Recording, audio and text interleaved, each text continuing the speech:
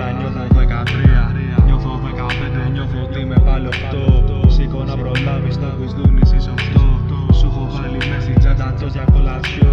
Πρόσεχε στο μάθημα να δω καλό βαθμό. Άμα δεν περάσεις θα βουλήσουμε το play. Μπαμπάς αγαπάει να το ξέρεις κι ας μη στο λέει. Μέσα του πονάει και καμιά φορά θα κλαίει. Το κλάμα είναι ζωή και το κλάμα είναι ανθρώπινο. Ό,τι για περνάς θα το κάνει πιο ανώδυνο. Βάζω τα παπούτσια και ψηδάλω ένα εμπόδιο. Άλλη μια χρονιά που θέτω πάλι νέο όριο. Νέα εποχή, νέος και εγώ. Λίγο πιο μεγάλος αλλά με την ίδια κάβλα. Όπως τότε που βγαίνα και κλώτσαγα την μπάλα. Οι γείτονες μου λέγανε μας πρίζεις μια φάρα. Τότε με τους φίλους παίζαμε 5x5. Σε στρωμένα γήπεδα αλλά σπονερά κι αυλές. Όλη μέρα έξω μακριά από το στρες. Λείπαμε από το σπίτι κάθε μέρα 9 με 5. Δεν βγάζαμε λεφτά μονάχα στα ηλεκτρονικά. Νταλαβέρια, μάξα, γκόμενες, πολλά λεφτά. Σαν Αντρέα Σίτι βρε καλό στα αφεντικά. Μέχρι να φωνάξει να το κλείσω η μαμά. Πέρασε η ώρα μην ακούσω τσιμουδιά.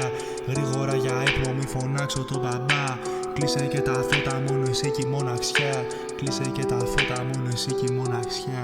Τότε που με σήκωσε ο δάσκαλος στον πίνακα μου ζήτησε να έρθω να του κάνω μία πράξη. Εγώ δεν είχα ιδέα από μαθηματικά.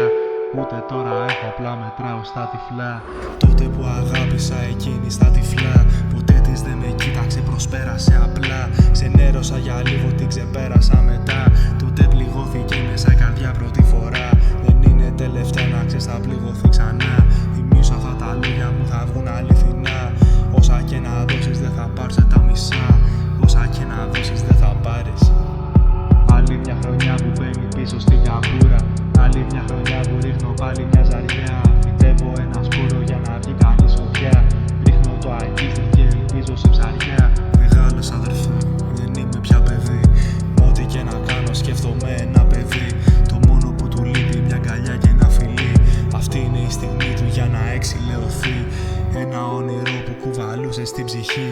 Ένα βάρος πλέον που θα αποχωριστεί. Επιτέλους μίλησε και πλέον θα ακουστεί.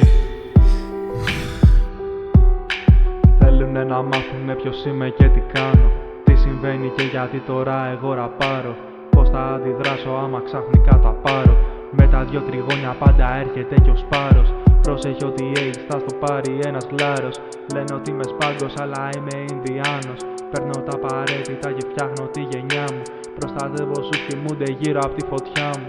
Θέλω να γυρνάω στο παιδικό μου το δωμάτιο. Να ξαπλώνω εκεί που κάποτε ήταν λίγο άβολο. Να μπορώ να πω λάμπρο τα κατάφερα. Πλέον σ' αγαπώ, να ξέρεις σε αγάπησα. Μίσος, 25, Καμέλ.